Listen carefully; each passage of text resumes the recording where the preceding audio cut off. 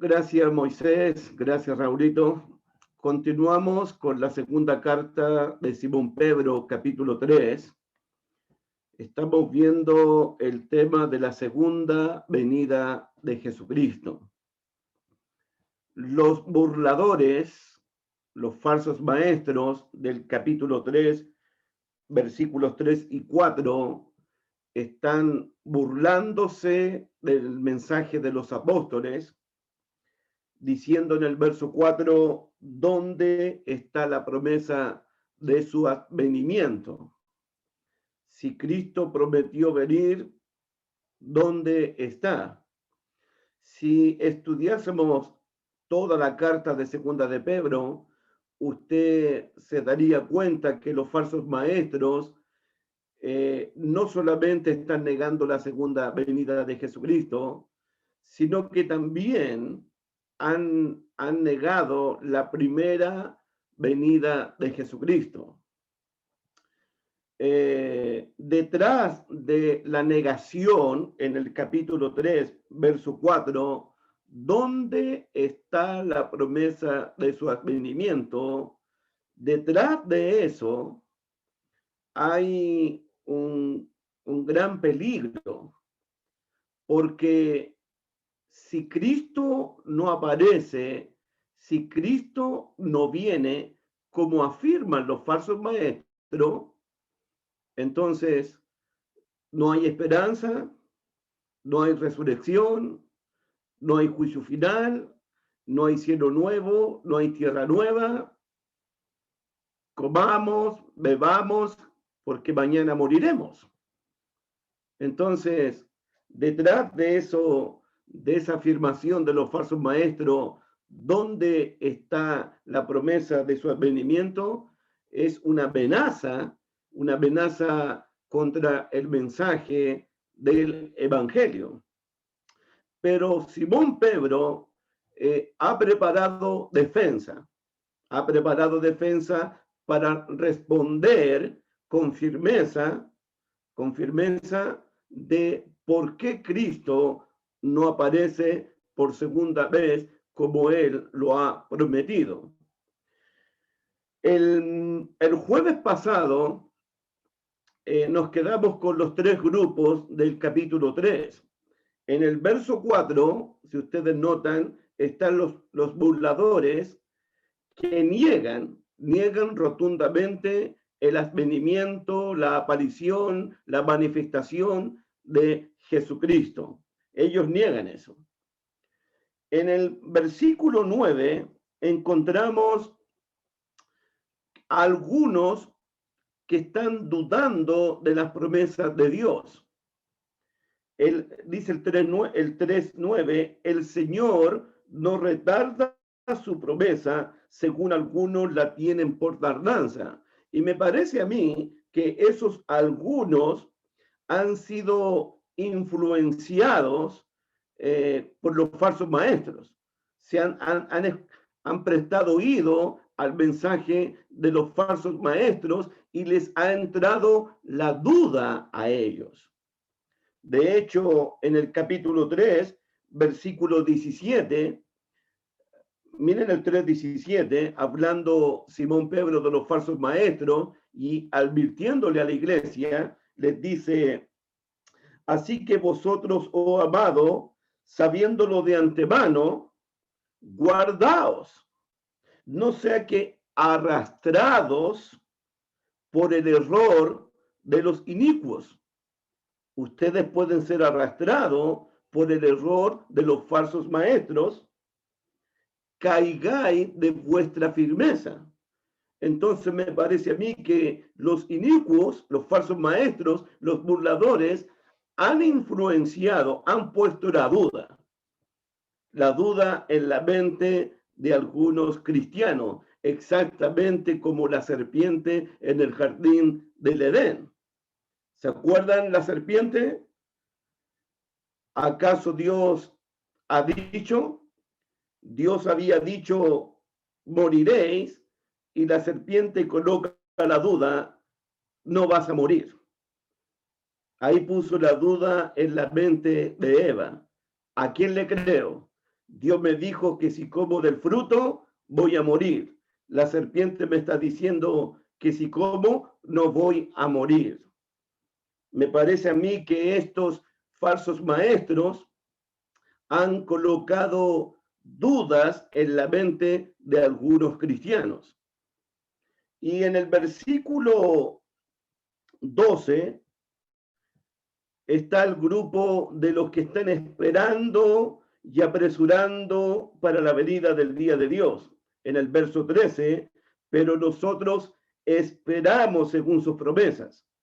Y en el verso 14, por lo cual, oh amado, estando en espera de estas cosas. Entonces tenemos el grupo de los que niegan las promesas de Dios, versículo 4. Tenemos el grupo de los que están dudando de las promesas de Dios, versículo 9. Y tenemos el grupo que está esperando las promesas de Dios en los versos 12, 13 y 14. La pregunta fue el jueves pasado, ¿a qué grupo nosotros estamos perteneciendo? ¿A los que niegan las promesas de Dios? ¿A los que están dudando de las promesas de Dios? ¿O a los que estamos esperando las promesas de Dios? Todos levantamos la mano y decimos, estamos esperando las promesas de Dios. La pregunta es, ¿cómo lo sabemos? Si somos del grupo número 1, del 2 o del 3. Eso es lo que vamos a estudiar en este momento. ¿Cómo saber si soy de los que dudan de las promesas de Dios, de los que niegan las promesas de Dios o de los que esperan las promesas de Dios? Vamos a leer y comenzamos con el tema de la segunda venida de Cristo en segunda de Pedro, capítulo 3, versículos 9 al 15. Y voy a pedirle a mi hermana Berenice Escobar si ella nos puede leer el pasaje. Si no quiere, podríamos elegir a otra hermanita también. ¿Dice así? ¿Ok, Berenice? Ok. Segunda de Pedro, capítulo 3, versículos 9 al 15. Ok. Amén. El Señor no retarda su promesa, según algunos la tienen por tardanza, sino que es paciente para con nosotros, no queriendo que ninguno perezca, sino que todos procedan al arrepentimiento. Pero el día del Señor vendrá como ladrón en la noche, en el cual los cielos pasarán con gran estruendo, y los elementos ardiendo serán deshechos, y la tierra y las obras que en ella hay serán quemadas. Puesto que todas las cosas han de ser deshechas, ¿cómo debéis vosotros andar en santa y piadosa manera de vivir, esperando y apresurándonos para la venida del día de Dios, en el cual los cielos, encendiéndose, serán deshechos y los elementos, siendo quemados, se fundirán? Pero nosotros esperamos según sus promesas, cielos nuevos y tierras nuevas, en los cuales mora la justicia. Por lo cual, oh amados, estando en espera de estas cosas, procurad con diligencia ser hallados por él sin manchas, irreprensibles, en paz, y tener entendido que la paciencia de nuestro Señor es para la salvación, como también nuestro amado hermano Pablo, según la sabiduría que le ha sido dada o ha escrito. Muy bien. Muchas gracias, mi querida Berenice. Estuve pensando en el día de hoy, en el verso 9, cuando dice, el Señor no retarda su promesa. Y luego dice el versículo 10, pero el día del Señor. Y luego dice el versículo 12, esperando y apresurándonos para la venida del día de Dios. La pregunta fue bien simple. El Señor no retarda su promesa. El Señor se refiere al Padre que no retarda su promesa. El Señor se refiere al Señor Jesucristo.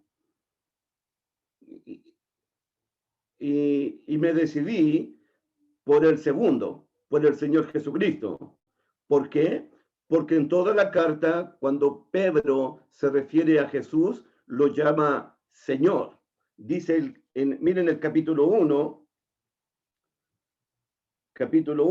versículo 2, gracia y paz os sean multiplicadas en el conocimiento de Dios y de nuestro Señor Jesucristo. En el verso 11, porque de esta manera os será otorgada amplia y generosa entrada en el reino eterno de nuestro Señor y Salvador Jesucristo.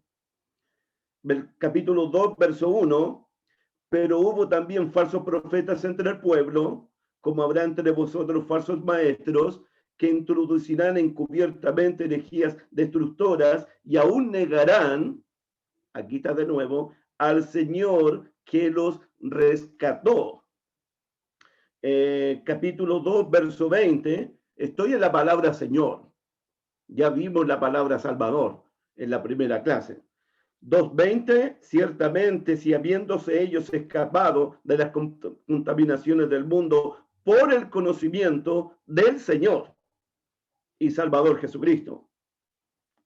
Capítulo 3, verso 2, para que tengáis memoria de las palabras que antes han sido dichas por los santos profetas y del mandamiento del Señor y Salvador. 3:9, el Señor no retarda su promesa. 3:10, pero el día del Señor. Y 3:18, antes bien, creced en la gracia y el conocimiento de nuestro Señor y Salvador Jesucristo. Y por esta razón me decidí, en el 3:9, el Señor no retarda su promesa, refiriéndose al Hijo y no al Padre. Es una promesa del Señor. Pero no hay que hacer mucha distinción, porque la promesa del Hijo es la promesa del Padre. El mensaje del Hijo es el mensaje del Padre. Simplemente para establecer bien el texto. Versículo 9. El Señor no retarda su promesa, la promesa de su regreso, la promesa de su advenimiento. Él prometió volver, prometió regresar. Y usted tiene que anotar en estos momentos en qué parte de Mateo, Marcos, Lucas o Juan Jesús prometió volver por segunda vez. Anoten ahí, en qué lugar del Nuevo Testamento, en Mateo, Marcos, Lucas y Juan, él prometió volver, regresar nuevamente. Por ejemplo, les doy una pista, un hecho, en Juan capítulo 14, el Evangelio de Juan capítulo 14, por ejemplo, versículos 1 y 2.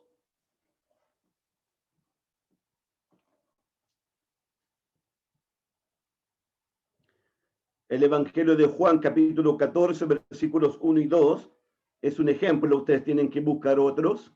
No se turbe vuestro corazón, creéis en Dios, creed también en mí.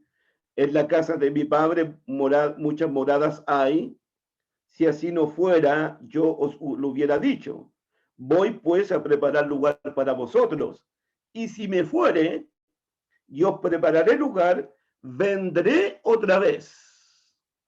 Vendré otra vez y os tomaré a mí mismo para que donde yo estoy, vosotros también estéis. Él prometió volver otra vez. Él prometió volver otra vez. Es importante las promesas de Dios, lo que Jesús ha prometido en su propia palabra. Volvamos a 2 de Pedro 3:9. El Señor no retarda su promesa, según algunos la tienen por tardanza. Y ahí me parece que los falsos maestros han influenciado sobre algunos cristianos de Asia del primer siglo. Hay algunos que están dudando de la aparición de Jesucristo, del advenimiento de Jesucristo, del regreso de Jesucristo.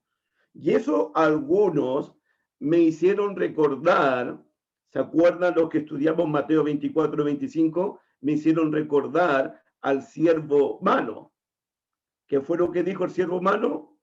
Mi Señor tarda en venir. Me pregunto solamente, ¿cuántos cristianos están pensando de esa manera? Mi Señor tarda en venir. ¿O tienen por tardanza la venida de Jesucristo?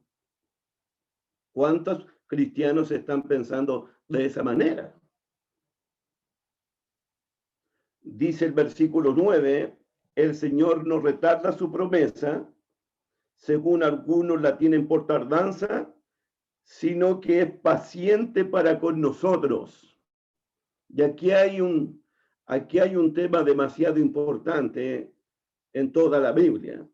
La paciencia de Dios. La longanimidad de Dios. Tardo para la ira, tardo para el enojo, grande en misericordia.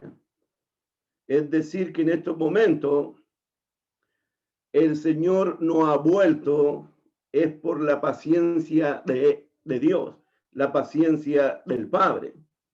Dice el versículo 9, sino que es paciente para con nosotros. Jesús es paciente para con nosotros. La paciencia de nuestro Señor. La paciencia de Dios. Pero uno tiene que preguntarse en segunda de Pedro, ¿tiene límites la paciencia de Dios o no tiene límites la paciencia de Dios?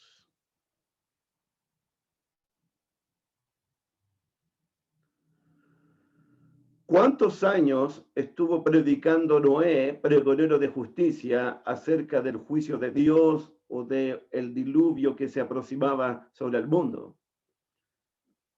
Dicen que estuvo predicando 120 años. Y un día comenzó a caer agua, comenzó a llover y llovió por 40 días y 40 noches. ¿Qué nos dice eso?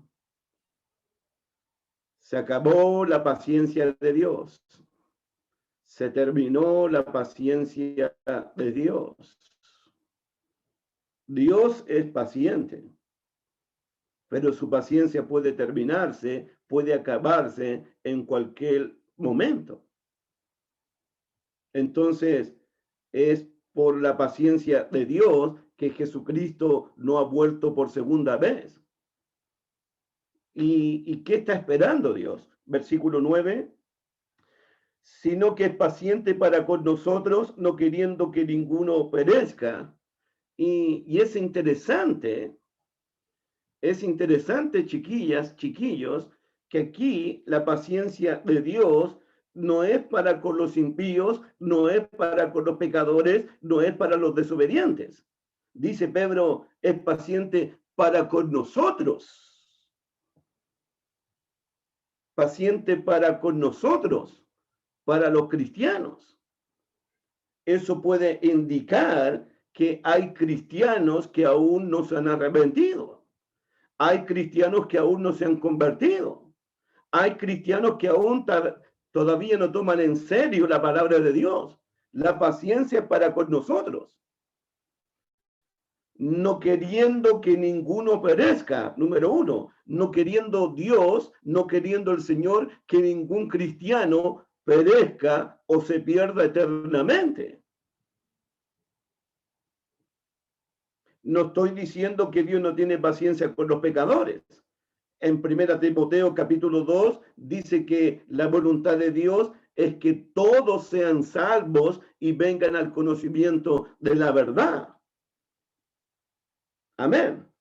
Pero aquí en el 3:9, el Señor no retarda su promesa, según algunos la tienen por tardanza, sino que es paciente para con nosotros, los cristianos, no queriendo que ninguno perezca, los cristianos. La paciencia es para con nosotros. El Señor no quiere que ninguno de sus hijos, que ninguno de su pueblo perezca, como van a perecer los impíos, los desobedientes. ¿Había pensado eso usted antes?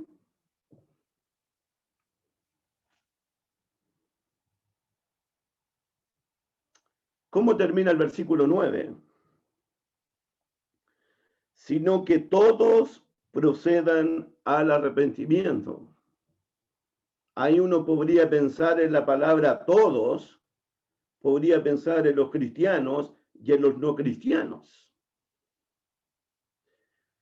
Le pregunté a uno de mis hijos, el Señor está esperando el arrepentimiento de los cristianos aquí en esta carta. Me pregunté y conversé con uno de mis hijos y le dije, si los cristianos de segunda de Pedro, si los cristianos de segunda de Pedro están pecando, ¿qué pecado están cometiendo? ¿Por qué se les llama arrepentirse a ellos? ¿Arrepentirse de qué? ¿Cuál es el pecado que están cometiendo?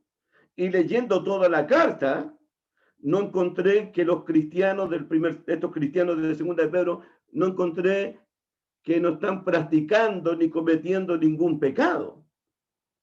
El único pecado que podría ser es que algunos están dudando de las promesas de Dios, algunos no están creyendo a las promesas de Dios, y no creer a las promesas de Dios, dudar de las promesas de Dios, es pecado. Eso podría ser uno. Además, ustedes saben que Pedro predicó en Hechos capítulo 2, ¿cierto? En el día de Pentecostés, cuando se arrepintieron y se bautizaron como 3.000 personas. ¿Se acuerdan? ¿Se acuerdan también que Simón Pedro, al primer profeta que citó, fue al profeta Joel? ¿Se acuerdan? ¿Se acuerdan también en nuestros estudios de Mateo 24 y 25 que el profeta que más habla del día de Dios, del día de Jehová, del día de tinieblas, del día de luz, espantoso y grande, es Joel? Es Joel. Además, Joel en todo el libro, en todo su libro de Joel, dice al pueblo que deben arrepentirse, que deben arrepentirse y que deben arrepentirse. Pero en todo el libro de Joel no encontramos ningún pecado del pueblo por el cual uno diría, estos están pecando y por esto deben arrepentirse. Entonces llego a una conclusión en Joel y llego a una conclusión aquí en Segunda de Pedro. Dios no quiere que nadie perezca, Dios no quiere que nadie se pierda, sino que todos procedan al arrepentimiento. Este punto es importante para cuando lleguemos al versículo 12. Va a ser importante. Si Joel no menciona ningún pecado específico por el cual el pueblo debe arrepentirse, si Segunda de Pedro no menciona ningún pecado específico por el cual el pueblo debe arrepentirse, entonces la conclusión es, Dios quiere que nos arrepintamos. ¿Arrepentirnos de qué? De cualquier pecado que usted y yo estemos cometiendo. Sea el pecado que sea. Déjelo. Termine con eso. Corte con eso. El pecado que sea. Esa es mi conclusión. Si es la duda, arrepiéntase por eso. Sea el pecado que sea, yo tengo que examinarme. Yo tengo que evaluarme. si estoy cometiendo algún pecado. Pedro dice, arrepiéntete por ese pecado. Recuerden lo que leyó mi hermana Berenice en el verso 4, en el verso 14. Miren el 14. Por lo cual, oh amados, estando en espera de estas cosas, procurad con diligencia ser hallados por él. Dígalo, ¿por él? ¿Cómo? Sin mancha. Sin mancha. Cualquier pecado que yo esté cometiendo, límpialo, Pedro. Bórralo. Sácalo de tu vida. El pecado que sea.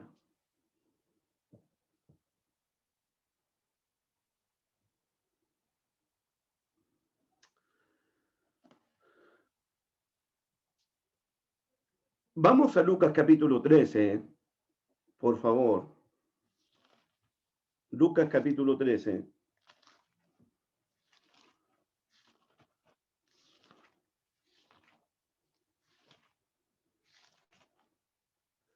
Y en estos momentos, Lucas capítulo 13, en estos momentos debo agradecer públicamente a mi hermana Susanita de Paraguay, porque ella me escribió un texto y me hizo pensar en algunas cosas. Y se lo agradezco públicamente. Me gusta que me hagan pensar y me tengan pensando toda la semana. Me encanta eso. Estamos en el tema del arrepentimiento. Dios quiere que todos procedamos al arrepentimiento. Y uno tiene que examinarse. Si hay algún pecado en mi vida, Pedro dice, arrepiéntete de ese pecado. Recuerda que un día es como 1000 años. Y recuerda que 1000 años es como un día. Recuerda eso. Y aquí Susanita de Paraguay me hizo pensar y voy a explicar un poquito Lucas 13 del 1 al 5. Miren Lucas 13 del 1 al 5. Y esta fue la enseñanza que me dio Susanita. En este mismo tiempo estaban allí algunos que le contaban acerca de los galileos, cuya sangre Pilato había mezclado con los sacrificios de ellos. ¡Qué horrible! Respondiendo Jesús les dijo, ¿pensáis que estos galileos, porque padecieron tales cosas, murieron horriblemente, eran más pecadores que todos los galileos? Os digo, no. Antes, si no os arrepentís, todos pereceréis igualmente. O aquellos 18 sobre los cuales cayó la torre en Siloé y los mató. ¿Pensáis que eran más culpables que todos los hombres que habitan en Jerusalén? Os digo, no. Antes, si no os arrepentéis, todos pereceréis igualmente. ¿Cuál es la enseñanza de este pasaje? ¿Por qué debo arrepentirme ahora, a las 8 y tanto de la noche? ¿Por qué debo estar arrepentido hoy día jueves? ¿Saben por qué? Según este pasaje. Porque puedo morir en cualquier momento. Usted puede morir en cualquier momento. Y la gente se está muriendo. La pregunta es, ¿están arrepentidas antes de morir? ¿Estoy arrepentido antes de morir? A uno les cayó la torre de Siloé. A mí me puede atropellar un carro. Me puede dar el COVID. Me puede caer un techo en la cabeza. ¿Quién sabe? Lo que Jesús está diciendo, arrepiéntete, porque en cualquier momento puedes morirte. En cualquier momento. Esa es la enseñanza de Lucas 13.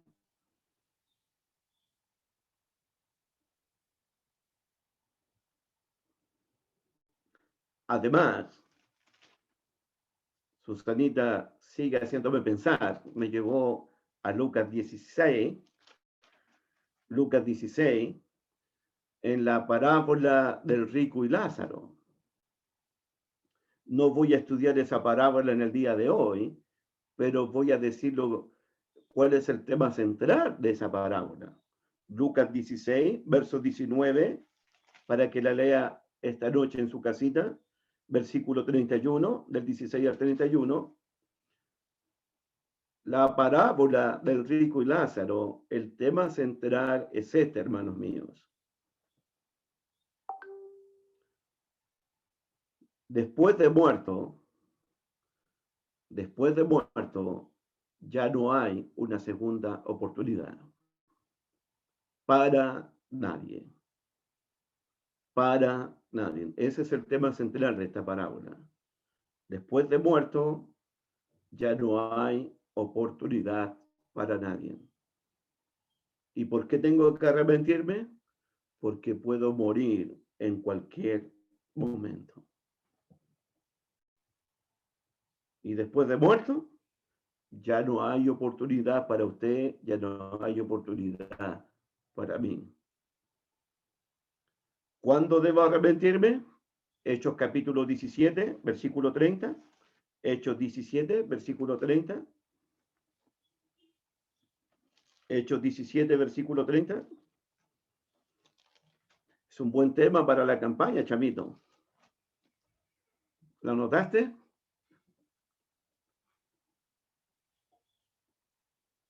Hechos 17, 30. Miren el versículo 30, la predicación del apóstol Pablo. Pero Dios, habiendo pasado por alto los tiempos de esta ignorancia, ahora manda a todos los hombres en todo lugar que se arrepientan. ¿Cuándo Dios manda? A todos los hombres de todo lugar que se arrepientan. Lo leo de nuevo. Pero Dios, habiendo pasado por alto los tiempos de esta ignorancia, ahora manda. ¿A quiénes? A todos los hombres. ¿De dónde? En todo lugar. ¿Qué? Se arrepientan. Ahí está. Es lo que me dijo uno de mis profesores hace 30 años. Uno debe vivir todo el tiempo arrepentido y humillado delante de Dios. Todo el tiempo. Por eso pedimos perdón al Señor. Por eso pedimos la ayuda de Él. Así que Dios es paciente para con nosotros, no queriendo que ninguno de nosotros perezca, sino que todos nosotros procedamos al arrepentimiento.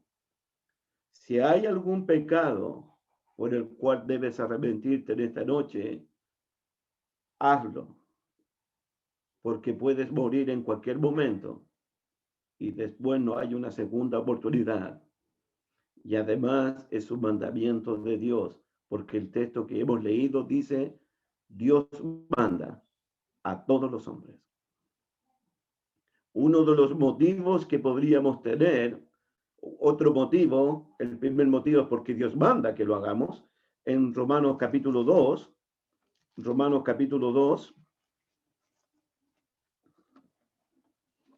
y aquí está el problema, uno de los problemas.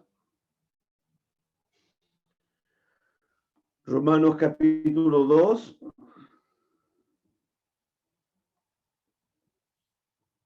versículo 3, Pablo acusando a los judíos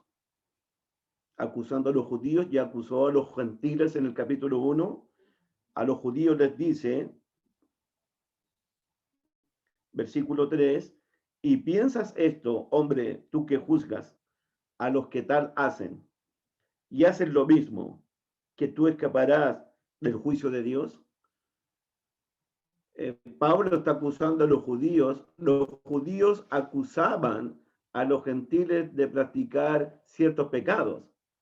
Y Pablo les dice, pero ustedes judíos practican los mismos pecados que practican los gentiles. ¿Acaso tú vas a escapar del juicio de Dios? Por supuesto que no.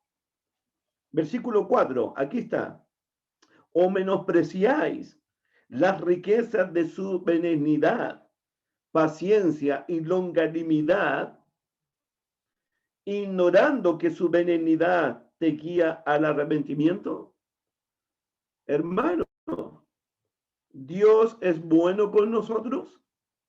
Dios es benigno con nosotros. Dios es paciente con nosotros. ¿Hay longanimidad en Dios para con nosotros? Ese es un segundo motivo. La benignidad de Dios, la bondad de Dios, la longanimidad de Dios, esa clemencia, debería motivarnos a arrepentirnos en esta noche. Me arrepiento en esta noche, porque eres bueno, Señor, porque eres misericordioso conmigo, Señor. Me arrepiento porque eres bueno, Señor.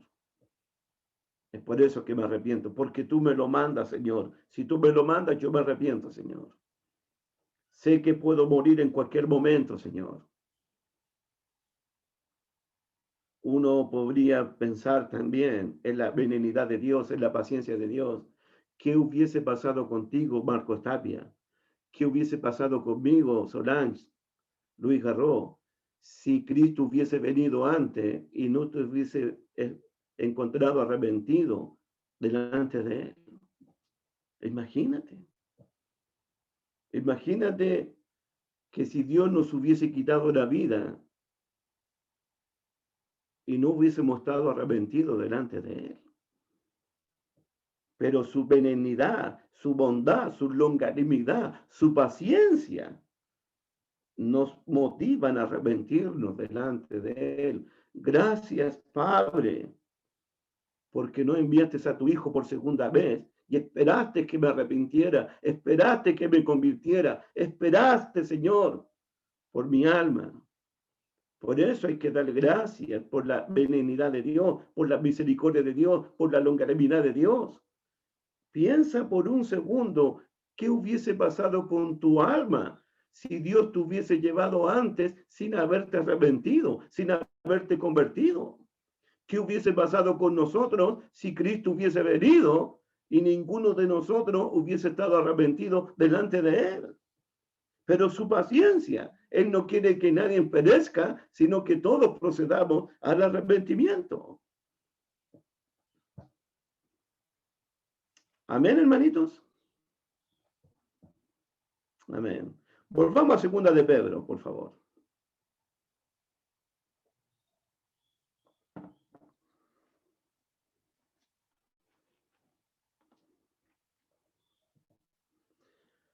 Segunda de Pedro, capítulo 3, verso 10. Pero el día del Señor vendrá como ladrón en la noche, en el cual los cielos pasarán con grandes estruendos, y los elementos ardiendo serán deshechos, y la tierra y las obras que en ellas hay serán quemadas. Todo este pasaje se trata del día del Señor o del día de Dios. Mira el versículo 10, pero el día del Señor. Mira el versículo 12, esperando y apresurándonos para la venida del día de Dios. De eso se trata este pasaje, de eso se tratan los estudios del día jueves, del día de Dios. Y si hay hermanos que no han estado presentes en las clases anteriores, ténganme paciencia las que estuvieron en las clases anteriores. Quiero mostrar nuevamente el libro de Joel. Vamos a Joel, por favor. Necesito mostrar eso de nuevo. Libro de Joel, Antiguo Testamento. Libro de Joel.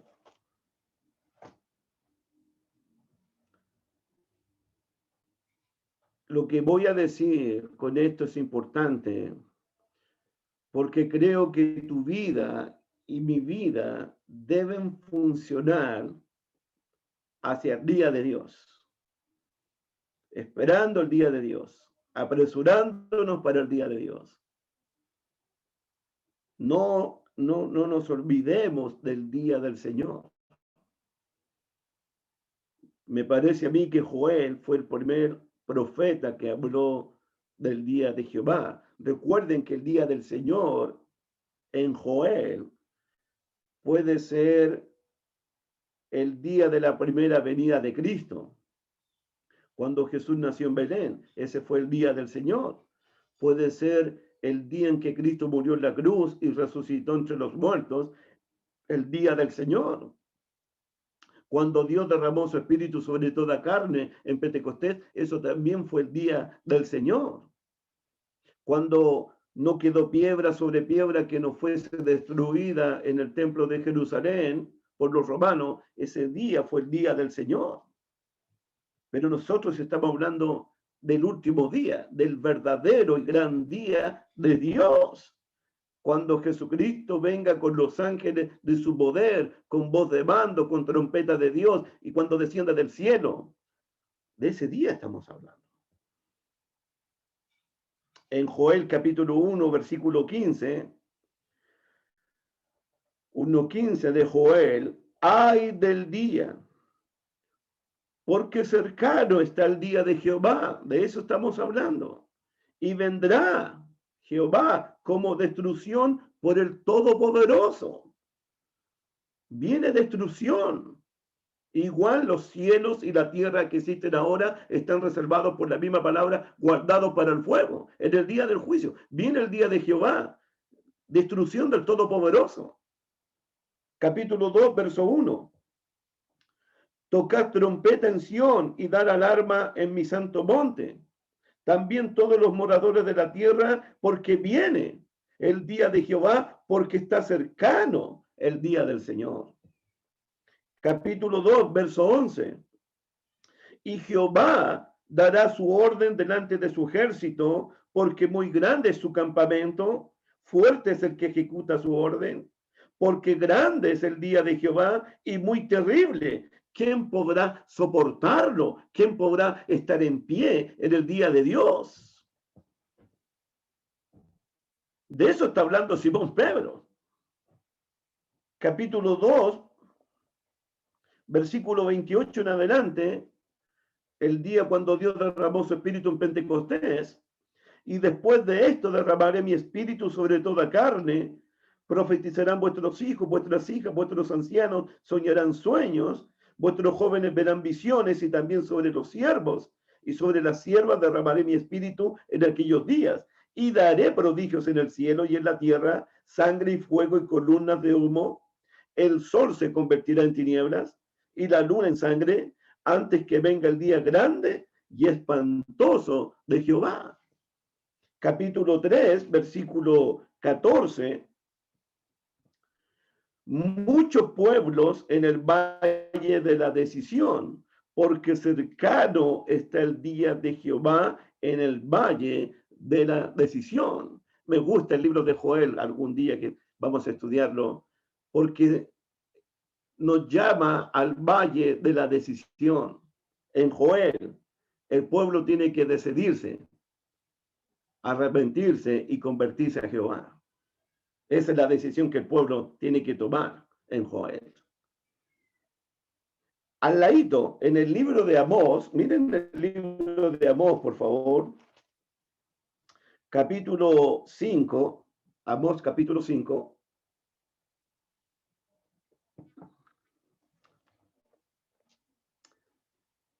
Chiquillas, chiquillos. En Amós, el pueblo deseaba el día de Jehová, como muchos cristianos lo desean. El problema en Amós es que el pueblo esperaba el día de Dios y no estaba arrepentido el pueblo en Amós. No estaba convertido el pueblo en Amós y esperaba en el día de Jehová. En ese contexto, el profeta les dice lo siguiente, verso 18, 5:18. ¡Ay de los que desean el día de Jehová! ¿Para qué querréis este día de Jehová? será de tinieblas y no de luz. Ay de los que desean el día de Jehová. Y el profeta Amós les dice, ¿por qué quieren el día de Jehová si ese día para ustedes va a ser de tiniebla y no de luz? Va a ser de perdición y no de salvación, porque el pueblo no se había y ansiaban el día de Dios. Y mira el verso 20, Amós 5:20.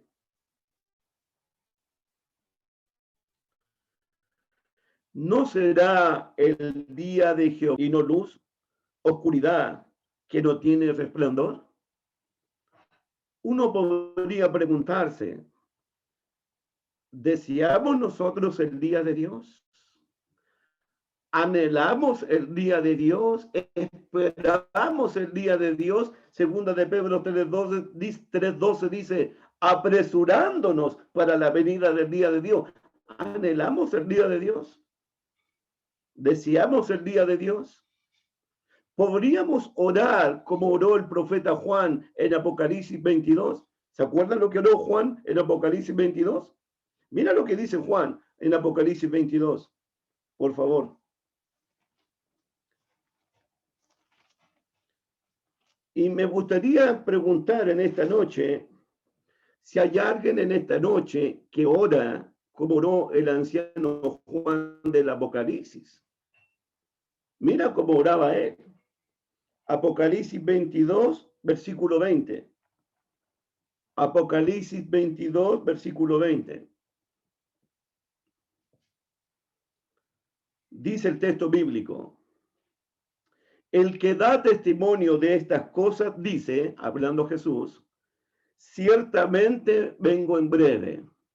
En breve. ¿Cómo responde el anciano Juan? Amén. Sí. Ven, Señor Jesús.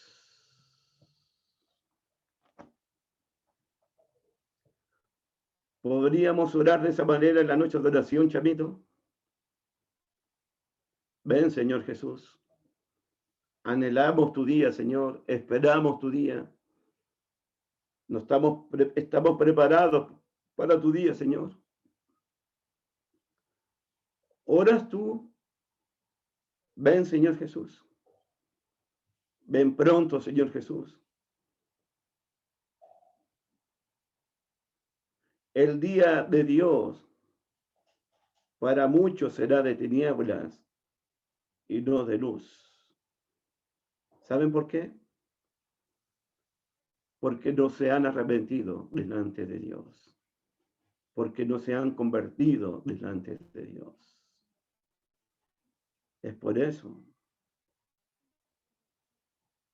Es por eso, hermanos míos.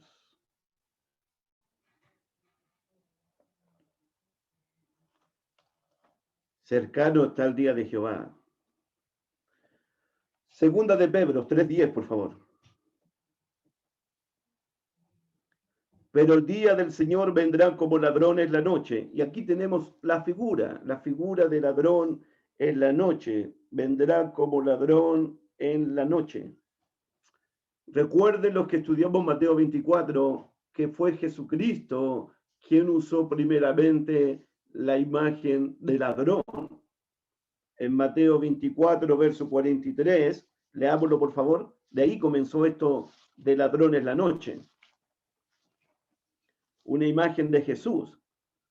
En Mateo 24, versículo 43, 42 y 43, velad pues, Mateo 24, 42, velad pues porque no sabéis a qué hora ha de venir vuestro Señor. Pero sabed esto, dice Jesús, que si el padre de familia supiese a qué hora el ladrón habría de venir, ahí está, velaría y no dejaría minar su casa. Luego, el apóstol Pablo en Primera de Tesalonicenses capítulo 5, versículos 1 y 2, Primera de Tesalonicenses, capítulo 5,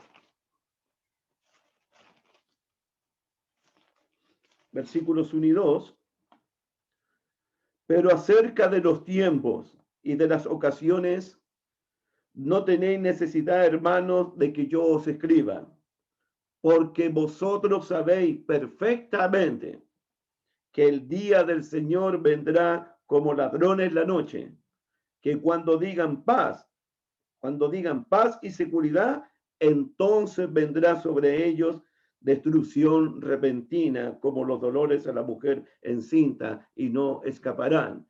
¿Cuál es la imagen? Viene en cualquier momento, viene inesperadamente, viene sorpresivamente el Señor, como ladrón en la noche. Por eso, hermanos míos, no hay señales. ¿Cuáles son las señales de la venida de Cristo? No hay señales para la venida de Cristo. Hay que estar preparado en todo momento, a toda hora, como ladrón en la noche, sin ningún aviso. Sin ningún aviso. Por esa razón también debemos estar arrepentidos todo el tiempo delante de Dios, porque aparecerá en cualquier momento. Jesús dijo, a la hora que no penséis, ni en el día que te lo imaginas. Vendrá destrucción repentina. Vendrá en un abrir y cerrar de ojos. Vendrá como ladrón en la noche. Volvamos a 2 de Pedro 3, versículo 10. Pero el día del Señor vendrá como ladrón en la noche, en el cual los cielos pasarán con grandes estruendos, y los elementos ardiendo serán deshechos, y la tierra y las obras que en ellas hay serán quemadas. Todo será destruido por el fuego de Dios, por destrucción del Todopoderoso. Todo será destruido. Todo lo que tú ves va a ser quemado por el fuego de Dios. Todo. Eso ya lo estudiamos en el 3.7.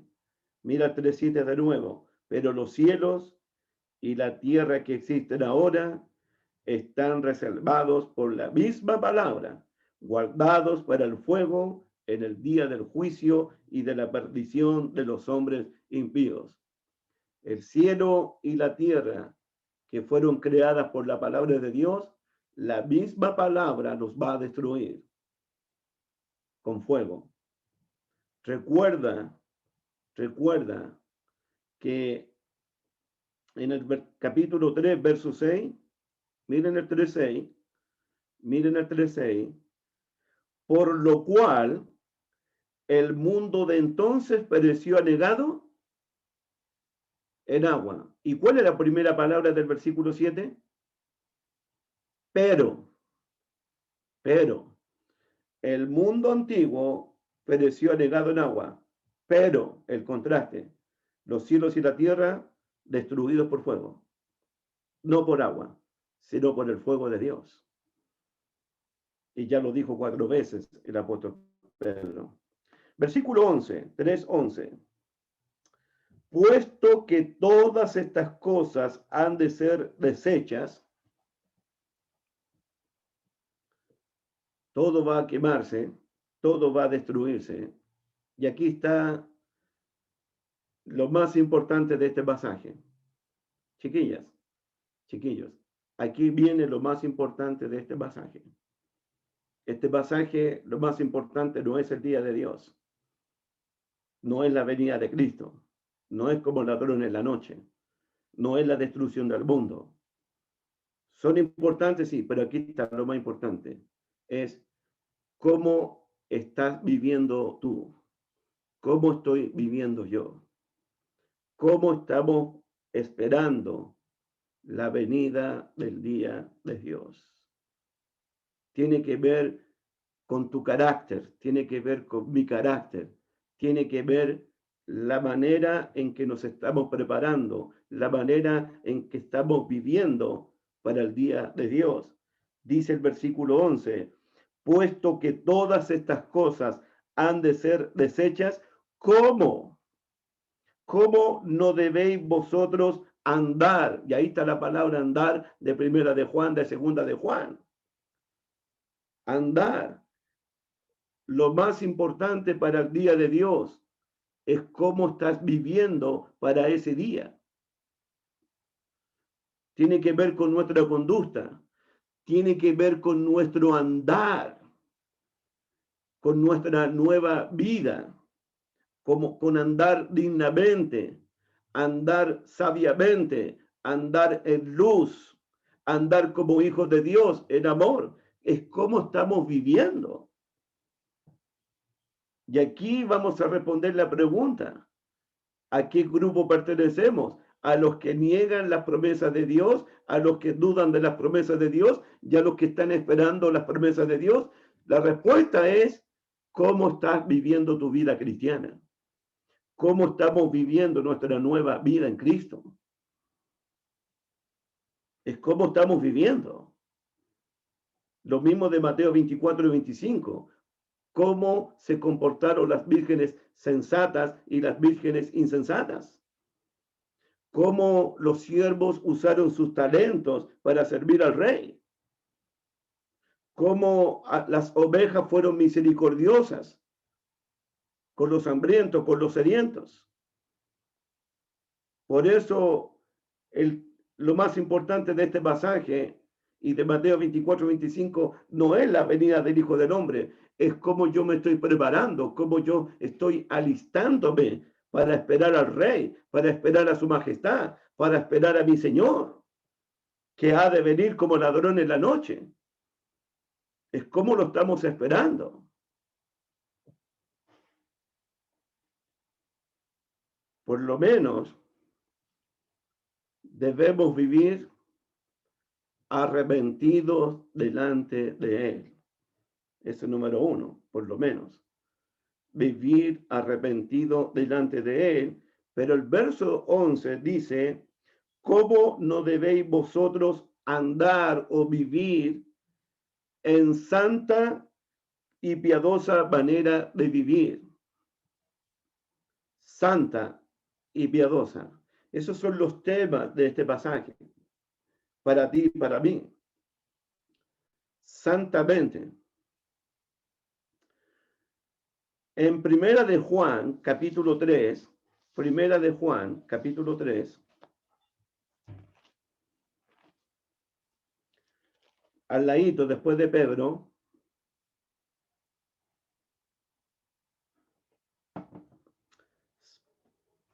Primera de Juan, capítulo 3, mirad cuán amor nos ha dado el Padre, para que seamos llamados hijos de Dios.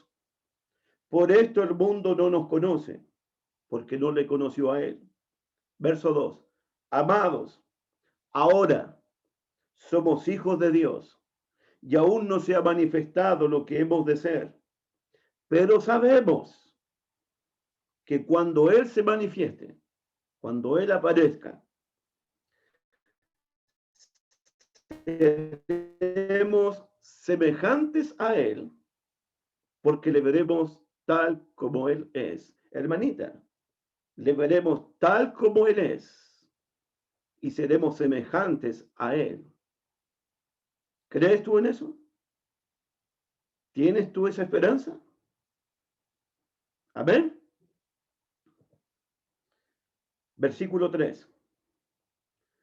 Y todo aquel que tiene esta esperanza en Él, el que tiene una esperanza en Él, se purifica, se santifica a sí mismo, así como Él es puro.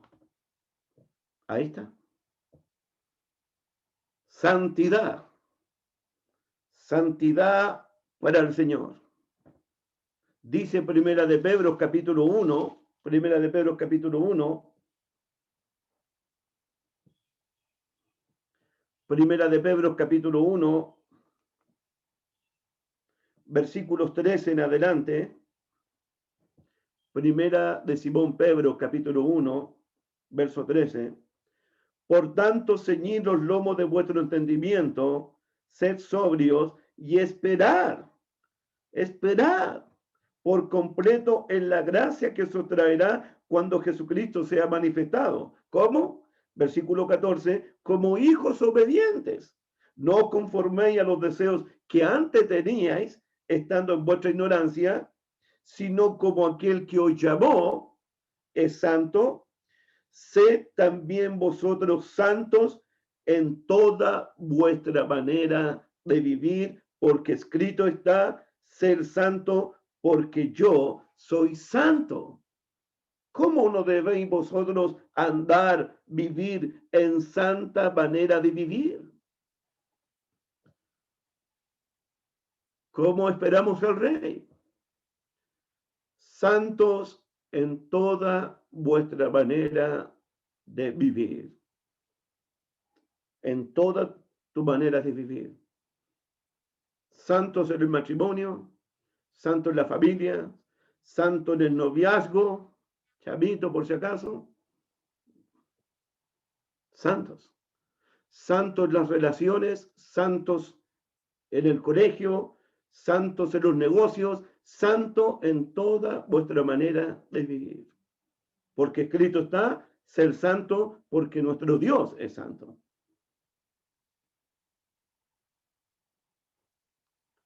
Apocalipsis capítulo 22 termina diciendo, Apocalipsis 22,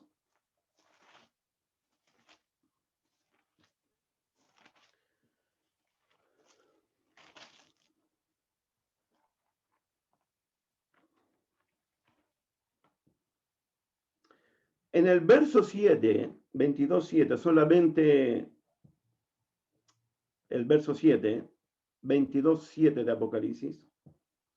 He aquí que vengo pronto. Bienaventurado el que guarda las palabras de la profecía de este libro. Mira el versículo 11. En ese contexto que Jesús viene pronto. El que es injusto, sea injusto todavía. El que es inmundo, sea inmundo todavía. Y el que es justo, practique la justicia todavía. Y el que es santo, santifíquese más aún todavía. Siga siendo santo. Siga siendo santo. ¿Por qué? Mira en el verso 12. He aquí yo vengo pronto, y mi galardón conmigo, para recompensar a cada uno según sea su obra.